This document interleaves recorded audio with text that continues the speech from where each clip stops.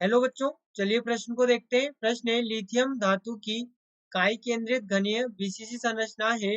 यदि इसका घनत्व 0.53 ग्राम प्रति सेंटीमीटर क्यूब तथा मोलर द्रव्यमान 6.94 ग्राम प्रति मोल है, तो लिथियम धातु की इकाई सेल का आयतन ज्ञात कीजिए। देखिए बच्चों, यहाँ पर बात करें प्रश्न की मुख्य अवधारणा की।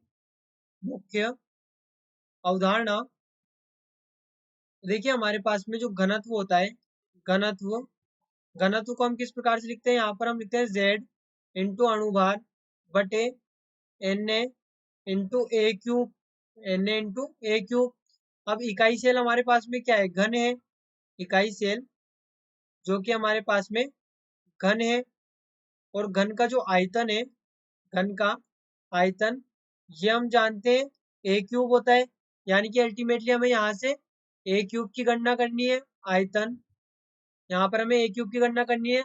उससे पहले हमें यहाँ पर देखिए घनत्व तो दिया गया है, यहाँ पर मोलर द्रव्यमान भी दिया गया है, एन हमें पता ही है, अवोगाद्रो संख्या है। अब हमें यहाँ पर जो गणना करनी है वो करनी है जेड की। देखिए जेड की गणना हम किस प्रकार से करेंगे? तो यहाँ पर हम बात करें बीसीसी यानी कि काई केंद्रित संरचना की, बीसीसी। तो देखिए ये किस प्रकार से हमारे पास में यहाँ पर होगी। ये यहाँ पर ये इस प्रकार से हमारे पास में बीसीसी संरचना है। अब देखिए होता क्या है कि बीसीसी संरचना में देखिए 8 कोने हैं और 8 कोनों पर परमाणु उपस्थित है। 8 कोनों पर यहाँ पर परमाणु स्थित है। अब ये परमाणु इस घन को बनाने में कितना सहभाजन कर रहे हैं, ये होता है हमारे पास में Z।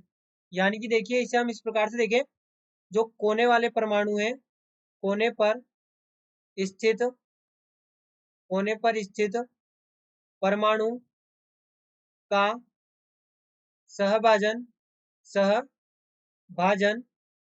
तो देखिए 8 हमारे पास में कोने हैं, यहाँ पर हम लिख दें 8 कोने पर स्थित परमाणु का सहभाजन। तो 8 हमारे पास में कोने हैं और सहभाजन कितना? 1/8 होगा। यानी कि यहाँ पर एक परमाणु तो ये हो गया। वहीं पे हम बात करें एक केंद्र पर स्थित परमाणु का सहभाजन, परमाणु का सहभाजन। तो जैसा कि हमें पता है कि ये जो केंद्र वाला परमाणु है ये केवल इसी में स्थित है, यानी कि इसका सहभाजन होगा ये केवल एक होगा।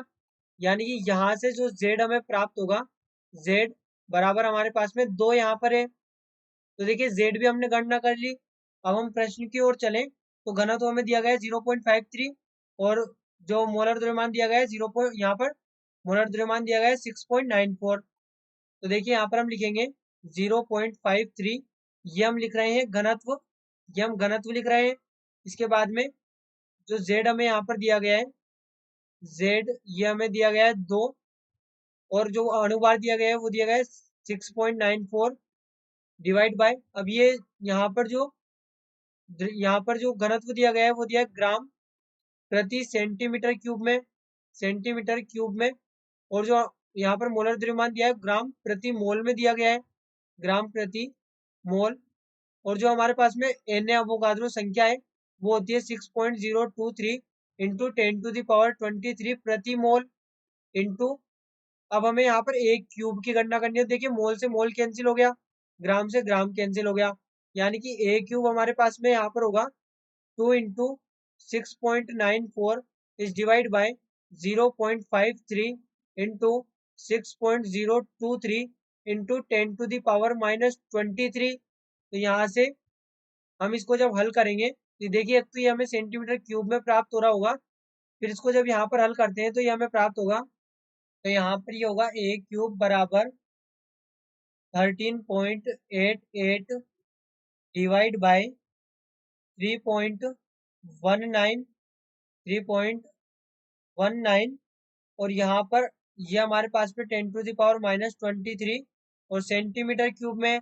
अब देखिए इसको जब हल करते हैं तो ये हमें प्राप्त होगा 4.35 इंटू 10⁻⁻23 सेंटीमीटर क्यूब। ये हमें यहाँ पर आयतन प्राप्त होगा, ये हमें यहाँ पर इसका आयतन प्राप्त होगा, घन का या इकाई सेल का, इकाई सेल का इकाई सेल का आयतन,